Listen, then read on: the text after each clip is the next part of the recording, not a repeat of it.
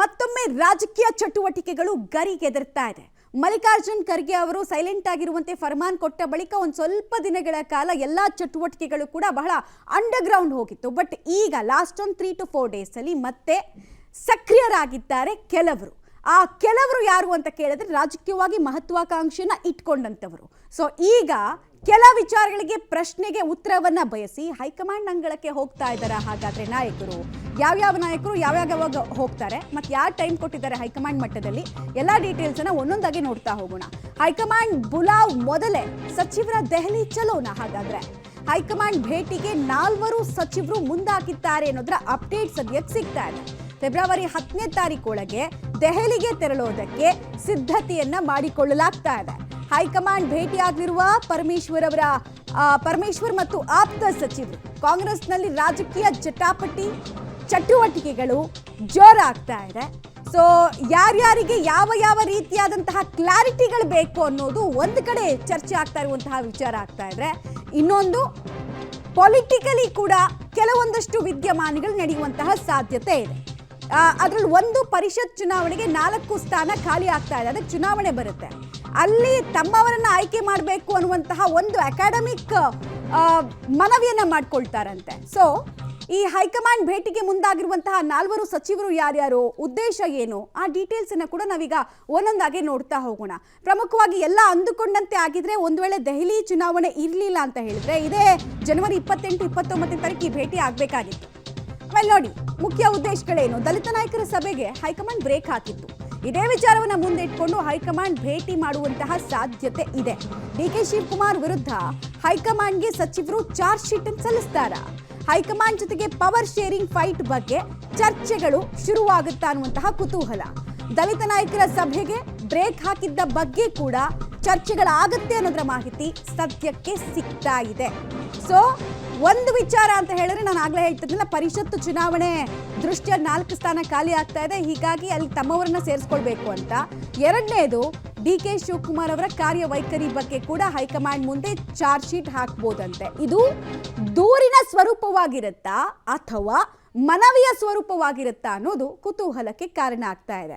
ಯಾಕಂದ್ರೆ ಈಗ ನೀವು ನೆನ್ನೆ KN ರಾಜಣ್ಣ ಅವ್ರು ಮಾತಾಡಿದ್ದನ್ನ ನೀವು ಗಮನಿಸ್ಬಿಟ್ರೆ ಅವರು ಮೌತ್ ಪೀಸ್ ಮಾತಾಡ್ತಾ ಇದ್ರು. ಅಂದ್ರೆ ಸಿದ್ದರಾಮಯ್ಯ ಬಣದ ನಿರ್ಧಾರ ಉದ್ದೇಶ ಏನು ಅನ್ನೋದನ್ನ ಅವರು ಸ್ಪಷ್ಟಪಡಿಸ್ದಂಗೆ ಕಾಣಿಸ್ತಾ ಇತ್ತು. ನೆನೆ ಯಾರ ಭಯನೂ ಇಲ್ಲ, ನಾವು ದೆಹಲಿಗೆ ಹೋಗ್ತೀವಿ ಅನ್ನೋ ರೀತಿನಲ್ಲಿ ಅವ್ರು ಹೇಳ್ತಾ ಇದ್ರು. ಮುಖ್ಯವಾಗಿ 4 ಪರಿಷತ್ತು ಚುನಾವಣೆಗಳಿಗೆ ಸಂಬಂಧಪಟ್ಟಂತೆ ನಾವು ಮಾತಾಡ್ತೀವಿ ಅಂತ ಹೇಳ್ತಾ ಇದ್ರು. ಬರೀ ಅಷ್ಟೇ ಆಗಿರಲ್ಲ, ಡಿಕೆ ಶಿವಕುಮಾರ್ ಅವರ ಕಾರ್ಯವೈಖರಿ, ಏಕಪಕ್ಷ ನಿರ್ಧಾರ ಮತ್ತು ತಮ್ಮನ್ನ ಓವರ್ಟೇಕ್ ಮಾಡ್ತಿದ್ದಾರೆ, ಇದ್ರ ಬಗ್ಗೆ ಕ್ರಮ ಇಲ್ವಾ, ಮತ್ತೆ ನಾವು ಒಂದು ಊಟಕ್ಕೆ ಸೇರೋದು ತಪ್ಪ ಅಂತೆಲ್ಲ ಪ್ರಶ್ನೆಗಳನ್ನು ಕೇಳ್ಬೋದು. ಮತ್ತು KPCC ಅಧ್ಯಕ್ಷರನ್ನ ಬದಲಾವಣೆ ಮಾಡಲ್ಲ ಅನ್ನೋದು ಇವಾಗ ಇವರಿಗೂ ಕೂಡ ಗೊತ್ತಾಗಿದೆ. ಯಾವ ಟೀಮು ಆಕ್ಟಿವ್ ಆಗಿದೆಯೋ ಆ ಟೀಮ್ಗೂ ಗೊತ್ತಾಗಿದೆ. ಬಟ್ ಅವ್ರು ಬಯಸ್ತಾ ಇರೋದು ಏನಂದ್ರೆ ಕ್ಲಾರಿಟಿ. KPCC ಅಧ್ಯಕ್ಷರ ಅವಧಿ ಎಕ್ಸ್ಟೆನ್ಷನ್ ಆಗುತ್ತಾ, ಇವರು ಎಕ್ಸ್ಟೆನ್ಷನಲ್ಲಿ ಇದ್ದಾರಾ ಅಥವಾ ಇನ್ಯಾರನ್ನಾದ್ರೂ ಸೇರಿಸ್ತಾರಾ?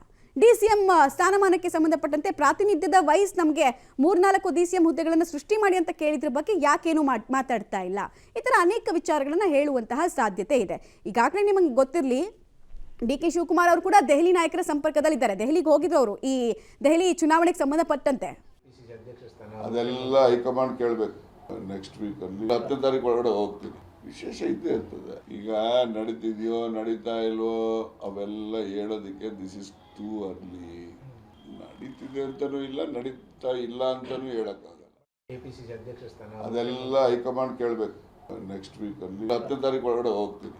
ವಿಶೇಷ ಇದ್ದೇ ಇರ್ತದೆ. ಈಗ ನಡೀತಿದೆಯೋ ನಡೀತಾ ಇಲ್ವೋ ಅವೆಲ್ಲ ಹೇಳೋದಕ್ಕೆ ದಿಸ್ ಇಸ್ ಟೂ ಅರ್ಲಿ. ನಡೀತಿದೆ ಅಂತನೂ ಇಲ್ಲ, ನಡೀತಾ ರೈಟ್. ಈ ವಿಚಾರವಾಗಿ ಡೀಟೇಲ್ಸ್ ಕೊಡೋದಕ್ಕೆ ನೇರ ಸಂಪರ್ಕದಲ್ಲಿ ಜಾಯಿನ್ ಆಗ್ತಾ ಇದ್ದಾರೆ ಮಸೂದ್. ಸದ್ಯಕ್ಕಂತೂ ಕಾಂಗ್ರೆಸ್ ನಾಯಕರ ಈ ಬೇಡಿಕೆಗಳ ಸರಮಾಲೆ ದೆಹಲಿಗೆ ಶಿಫ್ಟ್ ಆಗುವಂತಹ ಮುನ್ಸೂಚನೆ ಸಿಗ್ತಾ ಇದೆ. ಯಾರ್ಯಾರ ಹತ್ರ ಟೈಮಿಂಗ್ ಇಸ್ಕೊಂಡಿದ್ದಾರೆ, ಯಾರ್ಯಾರು ಟೈಮ್ ಕೊಟ್ಟಿದ್ದಾರೆ, ಮತ್ತೆ ಏನೆಲ್ಲ ವಿಚಾರಗಳು ಅಲ್ಲಿ ಚರ್ಚೆ ಆಗುತ್ತೆ, ಆ ವಿಚಾರಗಳು ಚರ್ಚೆ ಆಗೋದು ದೂರಿನ ಸ್ವರೂಪದಲ್ಲಿರುತ್ತಾ ಅಥವಾ ಮನವಿಯ ಸ್ವರೂಪದಲ್ಲಿರುತ್ತಾ? ಚಾನ್ಸಸ್ ಯಾವುದು?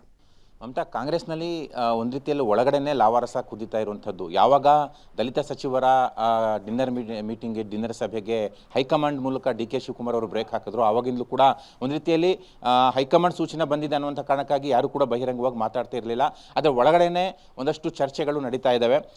ಈ ಹಿನ್ನೆಲೆಯಲ್ಲಿ ಈಗ ಫೆಬ್ರವರಿ 10ರ ಸಂದರ್ಭದಲ್ಲಿ ಆಚೆ ಈಚೆಗೆ ದೆಹಲಿಗೆ ಹೋಗೋದಕ್ಕೆ ಕಾಂಗ್ರೆಸ್ನ ಒಂದಷ್ಟು ಜನ ಸಚಿವರು ತಯಾರಿ ಮಾಡ್ಕೊಂಡಿದ್ದಾರೆ ಅನ್ನುವಂಥದ್ದು. ಬೆಳಗಾವಿಲಿ ಸಮಾವೇಶ ಆಯ್ತಲ್ಲ, ಅದೇ ಸಂದರ್ಭದಲ್ಲಿ ಅದಾದ ನಂತರ ಇಮಿಡಿಯೇಟ್ ಹೋಗ್ತಾರೆ ಅಂತ ಕೂಡ ಇತ್ತು. ಆದರೆ ಸದ್ಯಕ್ಕೆ ದೆಹಲಿ ಎಲೆಕ್ಷನ್ನಲ್ಲಿ ಕಾಂಗ್ರೆಸ್ನ ಹೈಕಮಾಂಡ್ ಅವರು ಬ್ಯುಸಿ ಆಗಿದ್ದಾರೆ. ಹಾಗಾಗಿ ದೆಹಲಿ ಎಲೆಕ್ಷನ್ನ ಸಂಪೂರ್ಣ ಪ್ರಕ್ರಿಯೆ ಮುಗಿದ ನಂತರ ಫೆಬ್ರವರಿ 10ರ ಆಚೆ ಈಚೆ ಪರಮೇಶ್ವರ್ ಅವರ ನೇತೃತ್ವದಲ್ಲಿ ಒಂದಷ್ಟು ಜನ ಸಚಿವರು ಹೈಕಮಾಂಡ್ ಭೇಟಿ ಮಾಡಿ ಒಂದಷ್ಟು ವಿಚಾರಗಳ ಬಗ್ಗೆ ಚರ್ಚೆ ಮಾಡ್ತಾರೆ ಅನ್ನುವಂಥ ಚರ್ಚೆಗಳು ಕೂಡ ನಡೀತಾ ಇದ್ದಾವೆ. ಮುಖ್ಯವಾಗಿ ಪವರ್ ಶೇರ್ ವಿಚಾರವಾಗಿ ಸಾಕಷ್ಟು ಗೊಂದಲಗಳು ಕಾಂಗ್ರೆಸ್ ವಲಯದಲ್ಲಿ ಮನೆ ಮಾಡಿದೆ. ಕಾಂಗ್ರೆಸ್ ಶಾಸಕಾಂಗ ಪಕ್ಷ ಸಭೆ ನಡೆಸಿದಾಗಲೂ ಕೂಡ ಒಂದು ಕ್ಲಾರಿಟಿ ಕೊಡ್ತಾರೆ ಅಂತ ಇತ್ತು, ಕ್ಲಾರಿಟಿ ಕೊಡಲಿಲ್ಲ ಆ ವಿಚಾರವಾಗಿ. ಜೊತೆಗೆ ದಲಿತ ಸಚಿವರೆಲ್ಲ ಒಂದು ಸಭೆ ಮಾಡಿ ರಾಜ್ಯ ಕಾಂಗ್ರೆಸ್ನಲ್ಲಿ ಏನಾಗ್ತಿದೆ, ಮುಂದಿನ ಮುಖ್ಯಮಂತ್ರಿ ಯಾರಾಗಬೇಕು, ಈ ವಿಚಾರವಾಗಿ ಒಂದಷ್ಟು ಗುಪ್ತ ಚರ್ಚೆಗಳು ನಡೆದಿದ್ವು. ಅದನ್ನು ಕೂಡ ಹೈಕಮಾಂಡ್ ನಾಯಕರ ಜೊತೆ ಒಂದು ರೀತಿಯಲ್ಲಿ ಮನವರಿಕೆ ಮಾಡಿ ಒಂದು ಸ್ಪಷ್ಟತೆಯನ್ನು ತೆಗೆದುಕೋಬೇಕು ಅನ್ನುವಂಥ ಚರ್ಚೆಗಳು ನಡೀತಾ ಇದ್ದಾವೆ. ಜೊತೆಗೆ 2.5 ವರ್ಷದ ಪವರ್ ಶೇರಿನ ವಿಚಾರ ಇದೆ, ಅದನ್ನು ಕೂಡ ಕ್ಲಾರಿಟಿ ತಗೊಳ್ತಾರೆ. ಇನ್ನು ದಲಿತ ಸಮುದಾಯದ ಸಂಬಂಧಪಟ್ಟಂತೆ ಒಂದು ಸಮಾವೇಶ ಮಾಡಬೇಕು ಅನ್ನುವಂತಹ ಒಂದು ಇದೆ, ಒಂದಷ್ಟು ಬೇಡಿಕೆಗಳು ಕೂಡ ದಲಿತ ಸಚಿವರಲ್ಲಿದೆ. ಅದನ್ನು ಕೂಡ ಹೈಕಮಾಂಡ್ ನಾಯಕರ ಜೊತೆ ಚರ್ಚೆ ಮಾಡ್ತಾರೆ. ಮುಖ್ಯವಾಗಿ DK ಶಿವಕುಮಾರ್ ಅವರು ಒಂದಷ್ಟು ವಿಚಾರಗಳಲ್ಲಿ ಹಸ್ತಕ್ಷೇಪ ಮಾಡ್ತಾ ಇದ್ದಾರೆ. ಹಾಗಾಗಿ ಅವ್ರ ವಿರುದ್ಧನೂ ಕೂಡ ಅವ್ರು ಈ ಥರ ಮಾಡ್ತಾ ಇರೋದು ಸರಿಯಲ್ಲ. ಅವರು ಈಗಾಗಲೇ ಅವರು 2 ಇಲಾಖೆ ಇದ್ದಾವೆ, ಜೊತೆಗೆ KPCC ಅಧ್ಯಕ್ಷರಾಗಿದ್ದಾರೆ. ಹಾಗಂತಂದ್ಬಿಟ್ಟು ಎಲ್ಲ ವಿಚಾರಗಳಲ್ಲೂ ಮೂಗು ತೂರಿಸೋದು ಬೇಡ ಅನ್ನುವಂತಹ ಒಂದು ವಿಚಾರ ಹೈಕಮಾಂಡ್ ಮೂಲಕ ಅವರಿಗೆ ಒಂದು ನಿರ್ದೇಶನದ ರೂಪದಲ್ಲಿ ಒಂದಷ್ಟು ಸೂಚನೆಗಳನ್ನ ರವಾನೆ ಮಾಡಬೇಕು ಅನ್ನುವಂತಹ ಉದ್ದೇಶವೂ ಕೂಡ ಈ ಭೇಟಿಯಿಂದ. ಹಾಗಾಗಿ ಸಾಕಷ್ಟು ಕುತೂಹಲ ಮೂಡಿಸಿದೆ ಏನಾಗಬಹುದು ಅಂತ. ಮುಖ್ಯವಾಗಿ ದಲಿತ CM ವಿಚಾರದಲ್ಲಿ ಪರಮೇಶ್ವರ್ ಅವರ ಹೆಸರು ಮುಂಚೂಣಿಯಲ್ಲಿರೋ ಹಿನ್ನೆಲೆಯಲ್ಲಿ ಹೈಕಮಾಂಡ್ ಯಾವ ಸ್ಪಷ್ಟತೆ ಕೊಡುತ್ತೆ ಅನ್ನುವಂಥದ್ದನ್ನ ಕಾದು ನೋಡಬೇಕಾಗಿದೆ ಮಮತಾ.